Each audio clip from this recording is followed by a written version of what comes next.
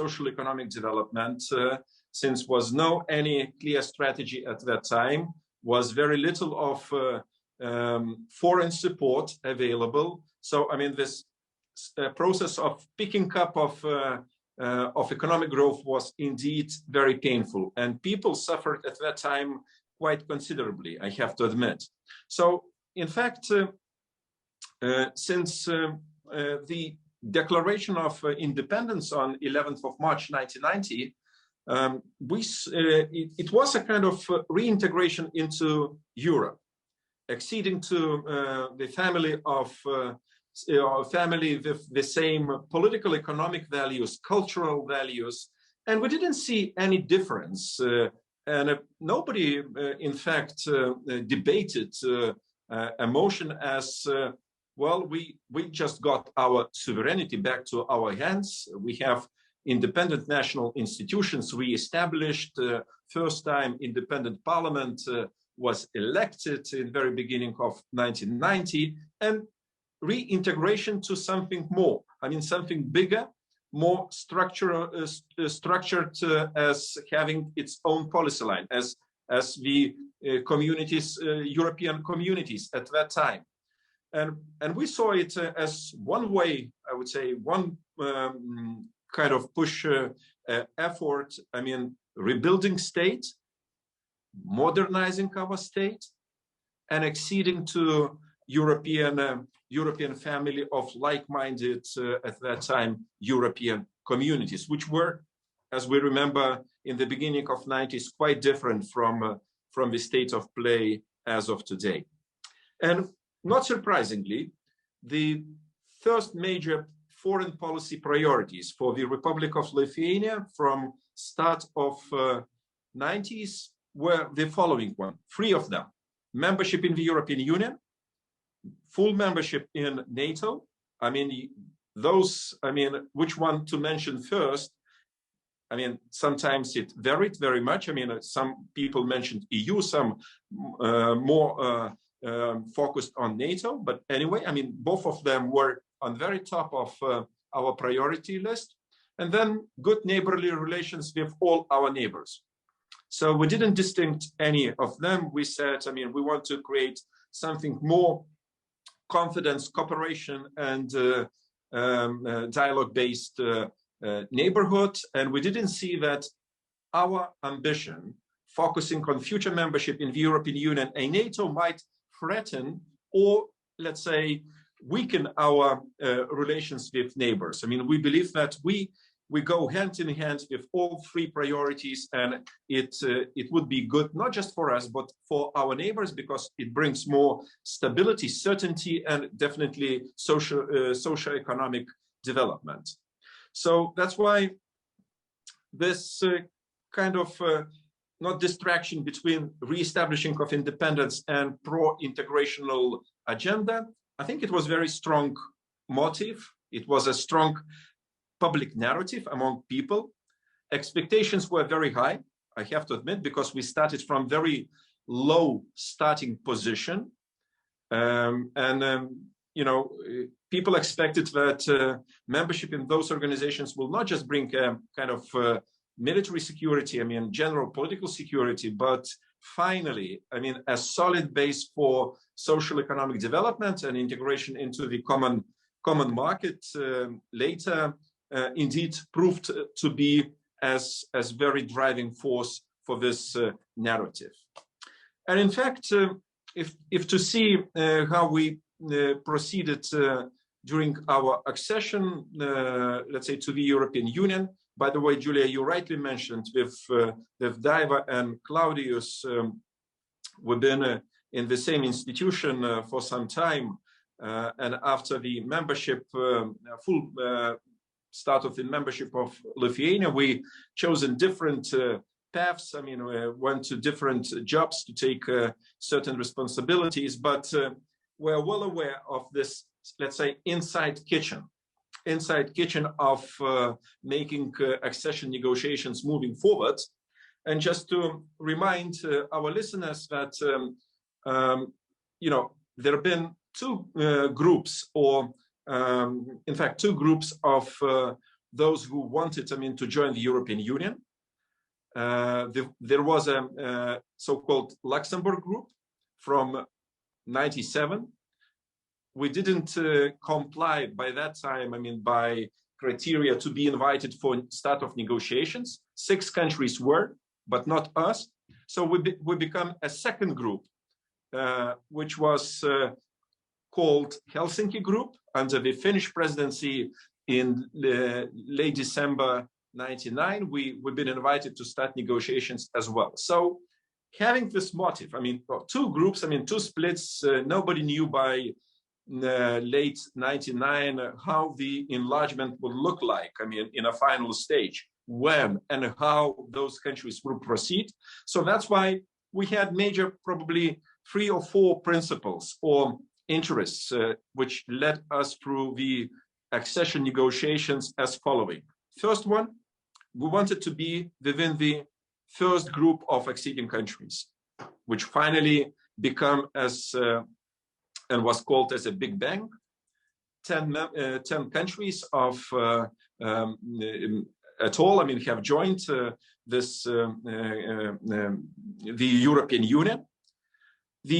And it was, again, driven much by the previous experience, as we've been called, I mean, within the Helsinki Group at that time. And we didn't see it as probably motivated decision, but anyway, I mean, we had to catch up with the first one. We have to prove our ability, I mean, to negotiate and implement EU agenda by that time. I mean, to comply with the conditionalities, with the requirements, and so on and so forth.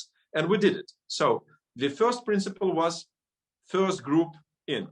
Second one was, I mean, to negotiate, I mean, to achieve results under the best financial and economic conditions. It's clear, I mean, we had certain hopes, I mean, many hopes at the start and during the accession negotiations related with the economic growth and so on and so forth. And the final one, the third one, was to resolve certain specific issues. And each and every probably member state negotiating the accession at that time had something. But we in particular, we had probably 2 specific issues. One was related with the closure of old nuclear, I mean, old, but anyway, I mean, Soviet-style nuclear power station. And it was very painful energy-wise as well as financially.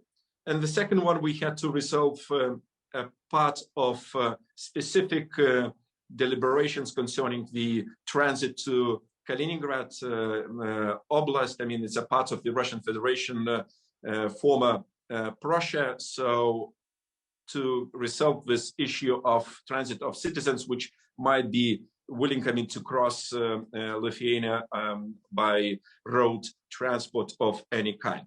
So that's why, I mean, we had these 2 ones, but they didn't probably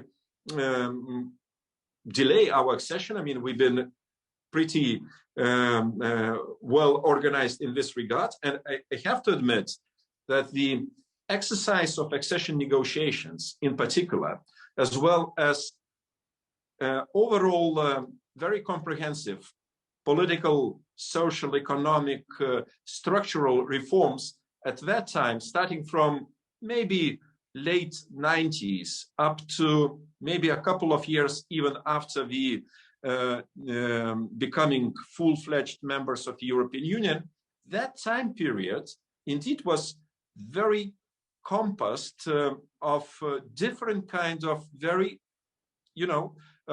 comprehensive reforms, which helped, I mean, to modernize country and to build absolutely new country, new administrative capacity of state officials, I mean, to spread a lot of information about the European Union among the people. So that's why I think we came quite ready, I mean, by beginning of 2004, which was, by the way, I mean, my colleagues will not let me to provide you with the kind of wrong information, but it was forecasted by us ourselves, since we had a kind of national program for accession, which was really very much step-by-step kind of structured according to what we have to implement, harmonizing our national law with acquis communautaire, where the investments must be made,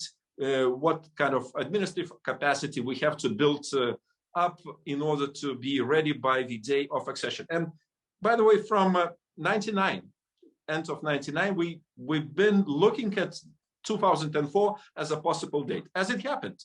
So it shows that political aspirations were high, motivation as well, but we had internal motivation so strong, which was led, of course, by political will, which was in a great support for EU accession, but again by this civic service capacity to lead reforms, to complete them on the right time. So probably, Julia, I stop here and let my colleagues to make their statements, and then looking forward for Q&A. Thank you. Thank you so much, Mr. Austrevicius. Then Daiva, Mrs. Jagaide, the floor is yours. Yes, thank you. I see Petros made a very comprehensive story, so I will not speak another 20 minutes, don't worry.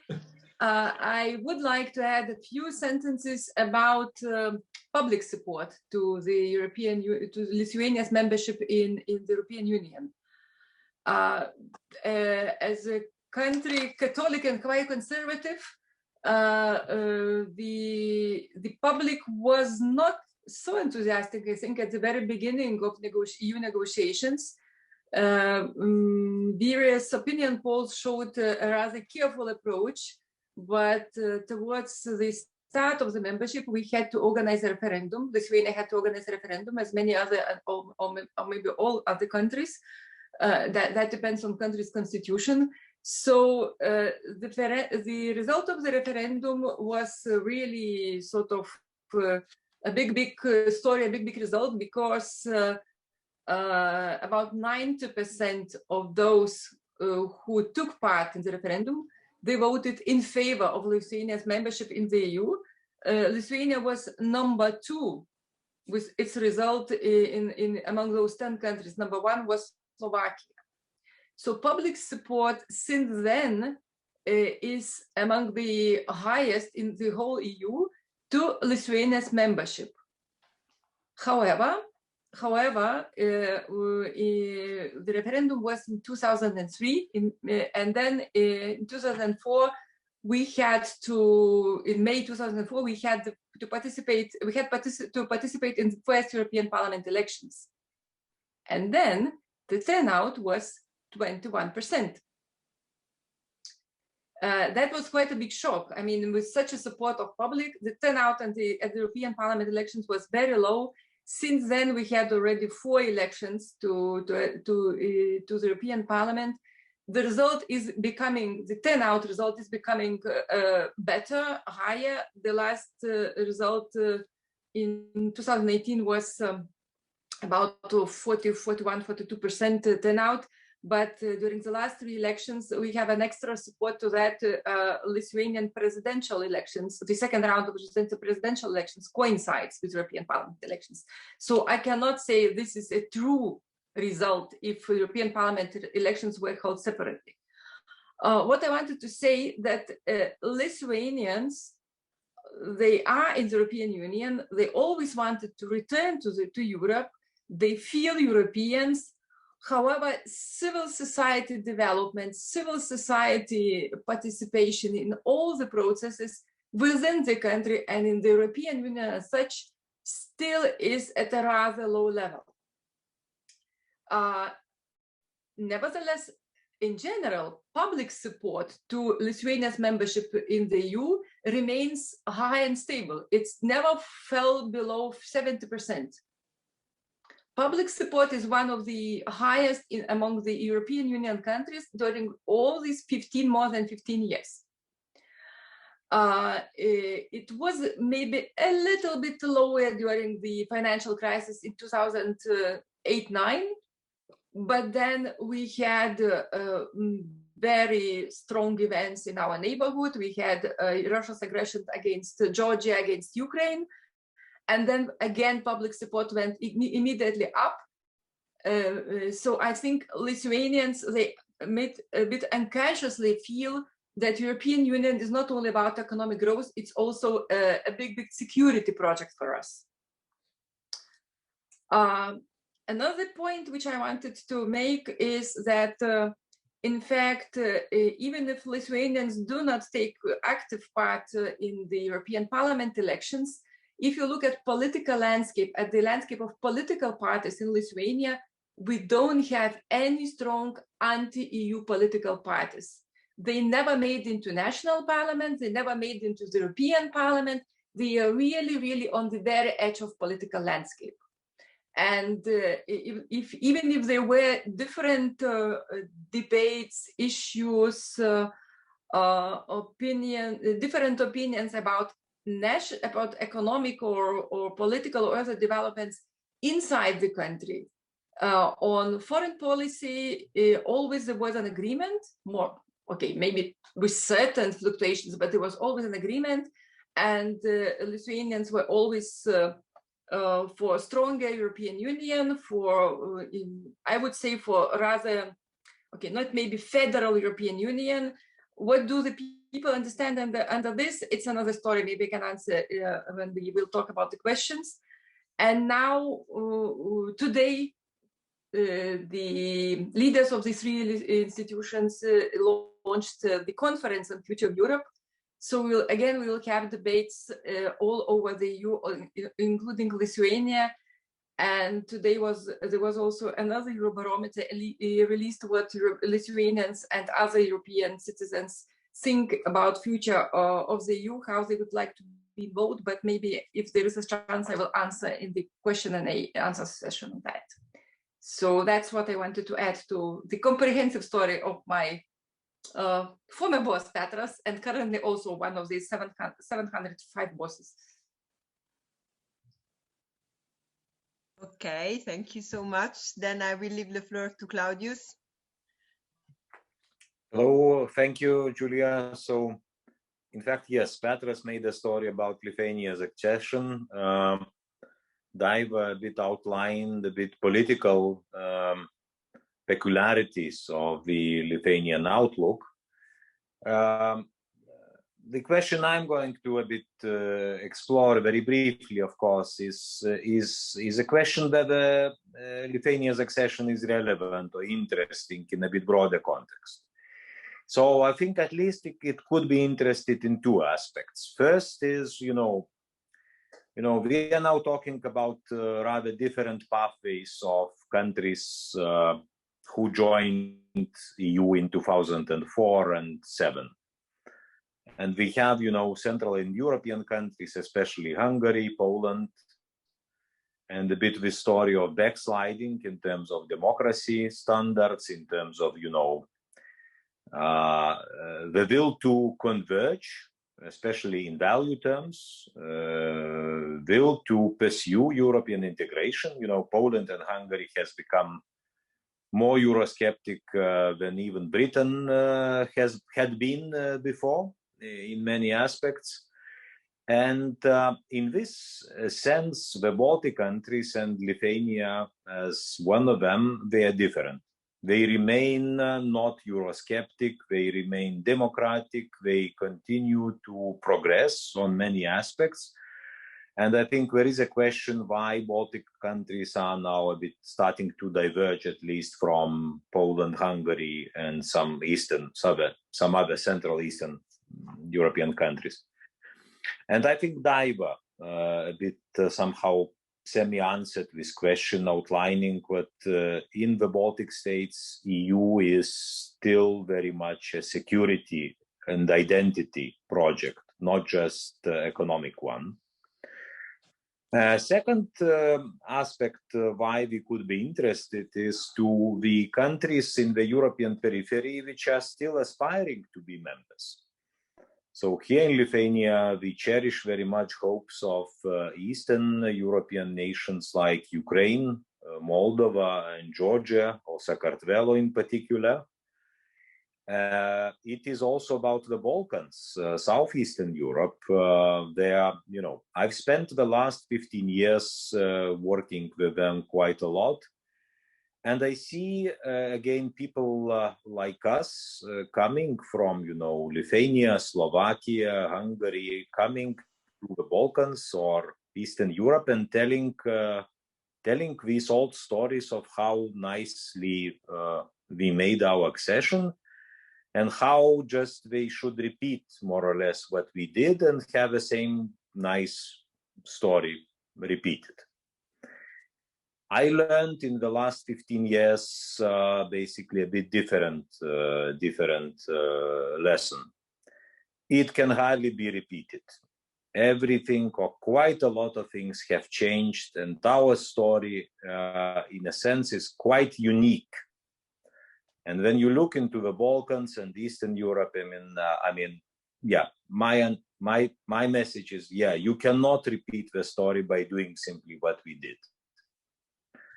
It was quite unique in our case because it was political consensus, societal consensus, and state largely not captured by oligarchs, as it is the case now in most of the European periphery.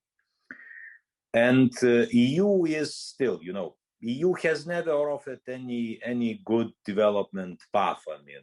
A key is not a blueprint for development. It's obvious when you look into the Balkans and Ukraine or Sakartvelo. It's rather idiosyncratic rules governing cross-border externalities and trade, and that's what it is. In fact, what those countries in European periphery need is rebuilding states and fundamentals, especially of a state. And here, EU should become the development partner, not just, rule enforcer or just the source of transfer of the rules. They should play a different role, and we are still not at this stage. I've been spending quite a lot of time especially in the Balkans now. And still I'm hearing the same old story about people being the only recipe for their success is just to follow European rules or just to adopt the acquis. No, it's not. It's not sufficient. You have to develop institutions, strong institutions. You have to develop your armies, security system, social security system, health, and everything. And the EU is very thin on those most important things. For the federalists, it's a natural way to say that's why EU should be also developing, these confidences, especially in the health matters. But at least really, we cannot offer much in terms of rules for development for these countries. So our accession was unique. For other cases to succeed, we need a bit EU to become stronger and to become more kind of development partner. And I hope it will be the case one day. Okay, thank you so much. It was super interesting. Then if the audience has questions, they can write on the chat and I will take note of who wants to take the floor towards the speaker. I'm going to remind two technicalities. The first one is that we will ask you to fill out some feedback forms that we need to send out and to have with us as a proof and evidence of the event which takes place. And then also we want to remind to the students that are participating that there is an essay contest going on, that you can find the link that will be posted on the chat. So we have someone who wants to speak, but I can see his name. So if he could take the floor and introduce himself. Okay.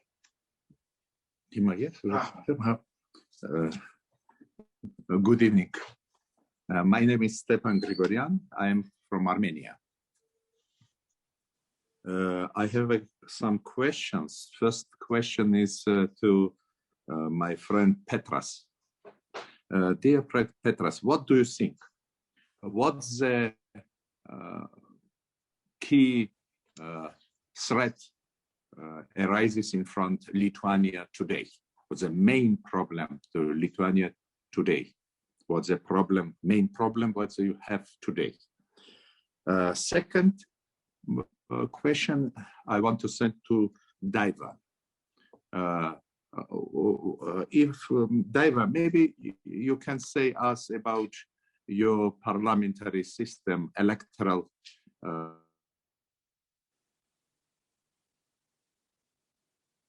We lost connection.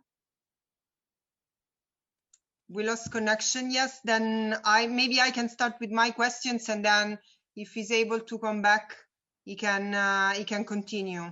That's fine for you?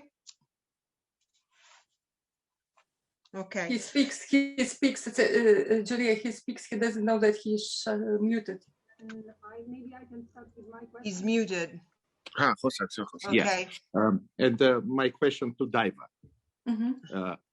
Say us some information, give about your parliament, about how many factions you have in parliament, what's the parliamentary electoral law code you have, electoral code, what the system is, proportional, majoritarian. It's actual for us in Armenia. Maybe you say some words about this. Thank you. Okay. Petras? I understood that Julia wants to ask a question, one more, or should we proceed one by one? Julia. Julia, you are muted. Julia, mute yourself. We don't hear you. Yes, I'm sorry. I mean, that's fine. You can start answering, and then I will raise my questions afterwards. Thank you, Julia. May I start replying to my Armenian friend, Mr. Grigorian?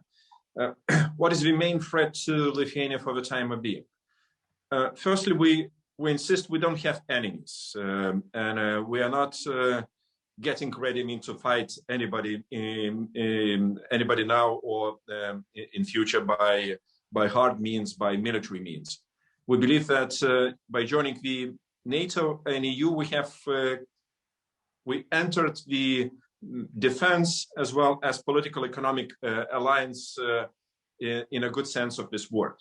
But we do have some challenges, persistent challenges coming from outside.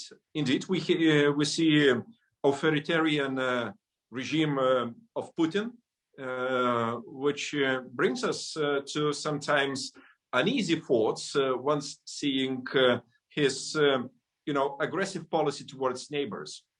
And in fact, the challenge from this aggressiveness and authoritarianism of Russian Federation is faced not just by us. I think it's faced by the whole European Union and NATO in particular. And here, probably I have to mention hybrid threats. Disinformation, I have to admit, is a major thing which we have to repel. We have to, we see it daily. We see not just cyber attacks on our institutions, but as well as continuous flow of propaganda and disinformation, which is now in times of pandemic is something very, very extreme. And on social economic challenges, I would probably mention demographic situation. So that's why probably the Lithuanians put pension reforms, social security reforms, one been asked from the European Union's priority list on the top. It's very interesting and telling the story as such. So here we see demography. Some people left for EU because of jobs. Some are coming back. Finally, in 2020, we had a positive immigration balance, which is a good sign. But here I would stop. Julia. Yeah. About the Lithuanian National Parliament, we have the parliament consisting of 141 members. And we have a very complicated system, a mixed system. I wouldn't advise any country to follow the example, because half of the parliament, 70 members, are elected in proportional system, which means that the whole Lithuania is one constituency, and political parties, they establish lists, and then the results are calculated on the basis of the whole territory, and the threshold is, I think, 5%. It used to be 4%, but I think now it's 5%. And then 71 member of the Lithuanian parliament are elected in the single constituencies all over the country. They can be from political parties. They can also participate on an individual basis, which brings about a result that the parliament, the national parliament, is very mixed. We have now 6 political groups. It's almost impossible to have a majority consisting of 1 political party or 2 political parties. To some extent, of course, it's good for democracy, for finding a consensus. But at the same time, in elections held in these majoritarian constituencies, they are not very good for democracy, because, in fact, people who have more money, they can be elected. And even particularly individuals, then they don't belong to any party, and they don't really are responsible, accountable to any political party, to any political program, and they cannot really contribute to the efficient governing of the country. So that's maybe my personal view, but at the same time, I could add that there is a debate again among political parties to change the election system, to abolish or to reform these majoritarian consistencies into something more proportional. Maybe to go by regions, like 10 regions in Lithuania and 10 lists. Maybe with some more possibility to vote on individual basis, but the majoritarian constituencies, they make results unpredictable, and they make it's very difficult to organize parliamentary work. Furthermore, since there is a big migration of people within the country, and also immigration and emigration, those constituencies, the majoritarian constituencies, they are very unequal. Some of them, they have like 6,000 voters. Some of them, they have 13,000 voters. And if you want to change their borders, because they are not really according strictly administrative thing, then it becomes a political issue. So I wouldn't suggest any country to follow that. There are better systems in Europe. Maybe Claudius or Petros can add something or argue with me.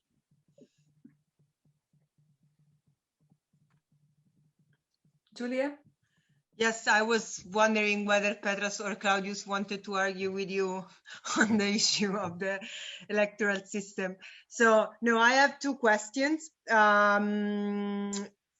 Let's say 3. We will see if the third one is, I will have time. Then there are general questions, and it's mainly on what you raised, Daiva, but then I guess that also Petros and Claudius can add something if they would like to. So the first one is related to the discrepancy you mentioned between the high-level support for EU and EU membership in general, and the low level of, let's say, not the low level, but the level of people then voting for European election.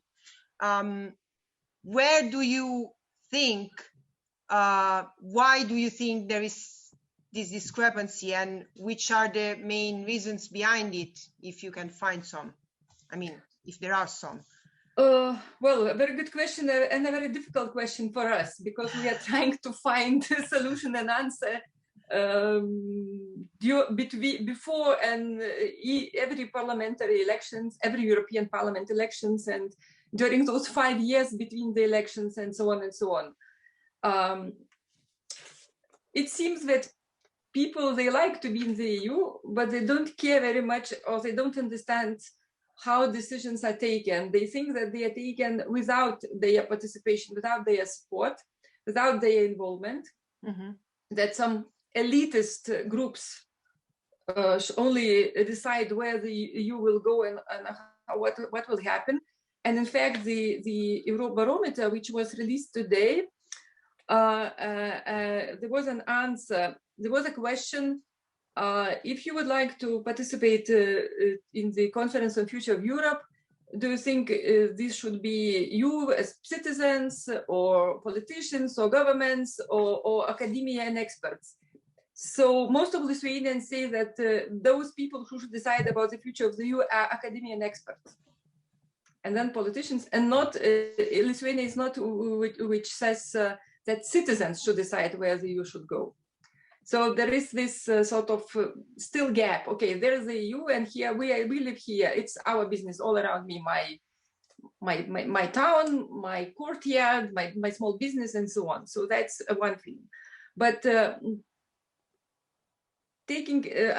going away from that, when we conducted surveys before the last European Parliament elections and earlier, it's still this sort of, I don't know how to say it in English, but ignorance probably of rather educated, successful citizens who think also that the EU is existing, it's good for me, I like it.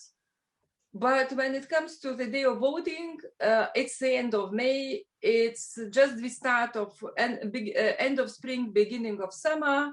So the last moment they decide that, okay, it's better to go to the seaside, or it's better to go to my summer house, or it's raining, I'm lazy, or it's sun shining, so I better go somewhere to explore nature, and so on. It's quite a big part of those passive, successful people in Lithuania, educated professionals, owners of businesses, but they decide that they are not going to vote at the last moment, like during the last week, or during the last day, or during the last 2 to 3 days.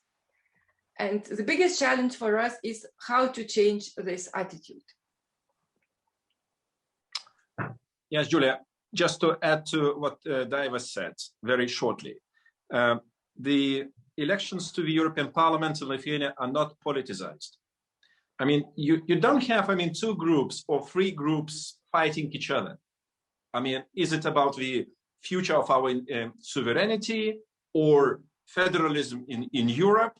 No, I mean, EU is seen more as a kind of technocratic setup. Economy, okay, I mean, rules, procedures, but maybe rightly, because the European Parliament is only having increasing powers and functions. I mean, still, there is no a proper political balance in decision-making within the European Union. And thanks God, people feel it. I mean, they recognize things as they are, I mean, realistically speaking.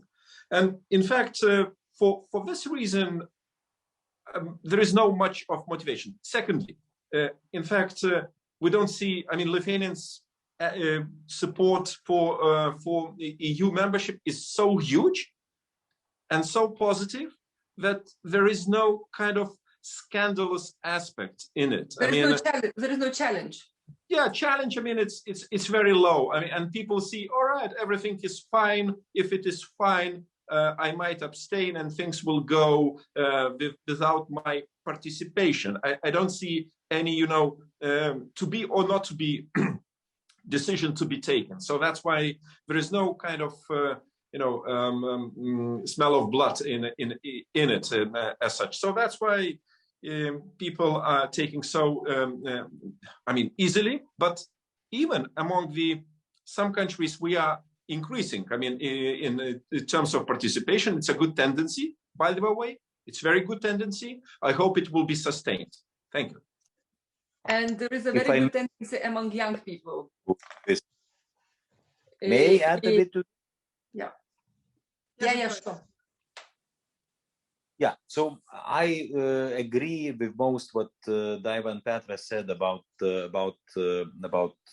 how people feel about the EU, and indeed there is a kind of passive support, but I completely disagree with qualifications. What it has to be changed, and what the European Parliament representation is trying to do to change it. I think this is a perfect state of affairs. I think there is no need to change it. So still in Lithuania, we live in those happy days of, what has used to be called in the EU a permissive consensus. So people in general trust EU institutions, experts a bit to do their job, to do their thing. They don't think, anything is wrong here. So it's not Trump America, it's not most of the EU countries which distrust experts and, try to make a revolution against evidence and everything. So it's fine. Lithuania is a happy European country. Why to change anything? So, yeah, be happy. Okay, thank you to the three of you for answering. Then I go to my second question, which is, given that you say that like the Eurosceptical party didn't make it in the election to enter in the parliament, I would like to know to which kind of political fronts do they belong, and which kind of support do they have? Julia, may I reply first? Their support is so so narrow, so negligible that they don't comply with the minimum thresholds. I have to admit, which exists, and they come. They got from 15 to 25% of minimum threshold. It means that almost non-existent support. And my personal, because I'm a politician, I can be a bit sharper and use a more tough language. They're, marginals. Some of them are really marginals, which are known from domestic debates. And they don't attract people, from my understanding. And their language is sometimes too simplistic, too narrow focused. And furthermore, they are divided. They fight between themselves. There are 2 or 3 or 4 among them political forces, so they cannot even unite among themselves to make their result better. Yeah, so I agree. That's a problem, of mobilizing anti-European voters. I would say there are voters, anti-European voters, and surveys, also European value surveys, they consistently show that Lithuania remains quite conservative country. They are rather cautious attitudes, similar to Central Eastern Europe in terms of migrants, in terms of LGBT, others. Simply, it is not turned into political participation, and I think that's a failure of Eurosceptic political parties. They were not able to mobilize it. And that's a big puzzle also. And this is also a bit fragile when at some point, if a certain political party is good enough or has, either open or tacit support for it, so situation might change. Okay, thank you. So I don't know if there is any question from the audience. If someone wants to, okay, there is Wolfgang. I will leave you the floor to you, so you can raise your question.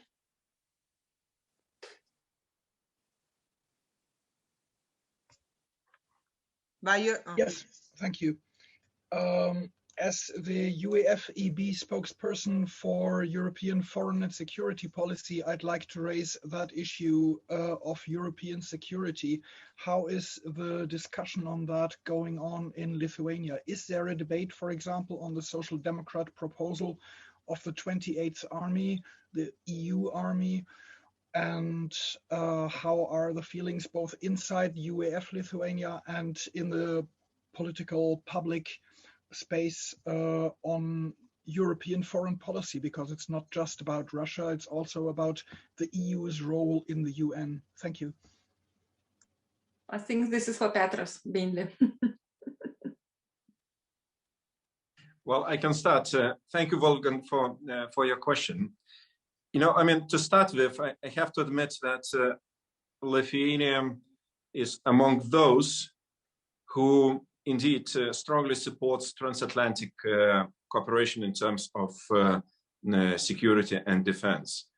I mean, NATO standing is very high, not because probably of only our membership, but mainly of this advanced presence group, which is located in the Baltics after the change of behavior of Russia towards more aggressive approach on neighbors. And it's real. I mean, people see it, and I believe they value. In this regard, NATO has quite a high standing in this regard. If you ask people, I mean, on European army, you might get very confused replies in this regard. Generally, probably, there is no big support for European army as such, even within the European Parliament, I have to admit. So here you might see more support for defense union, defense cooperation, this PESCO, permanent structured dialogue, and so on and so forth. But about the army, in previous legislature, by 2019, there have been some calls for European army. But since then, it stopped because, you know, I mean, there is a joke that it would be a big problem, I mean, to decide which nationality general should lead that army. And that might split us, I mean, to very small and many parts. But I think the Lithuanians are indeed in support of this kind of effective, not, you know, kind of repeating or copy-paste cooperation from NATO. And you know, in this regard, we recognize that we are on the European continent. We have to take more responsibility among ourselves. But this concept of strategic autonomy, I mean, to my understanding, I fully support, I mean, the adherence of the European Union towards more defense cooperation. And I agree, if we want to be a real global player, we have to have a kind of military might, not just to demonstrate, not to, you know, threaten somebody, but just to support our ambition in a civilized way. As, for example, now we have so-called peace facility, which finally allows the European Union to finance supplies of some armament to the countries where we have those security and defense missions. But you know, to my understanding, strategic capacity should be probably more understood as strategic capacity, not autonomy. Autonomy is something which probably would sound in the ears of Lithuanians as an attempt to split from NATO and to do something to replace NATO with something. You know, we have our, I would say, even painful history and painful experience of neglecting our security cooperation and defense in late 30s. So that's why people don't want to make any unnecessary moves, you know, just to compromise something what we trust.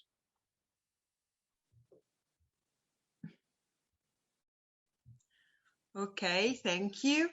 Then I if there are no more questions from the audience, these are the last moments. No, nothing. So, well, I would like to remind you to fill out the feedback form, which is linked in the chat. I would like to thank the speakers for taking their time to speak with us today. It was really, really interesting, very, very interesting. At least I guess that everybody enjoyed it. And there will be one last event on Friday with the commissioner, Sitkevicius from DG Mare, and we will celebrate the re-establishment of Lithuania independence, which is going to be the 31st anniversary tomorrow. So thank you again, and have a lovely evening.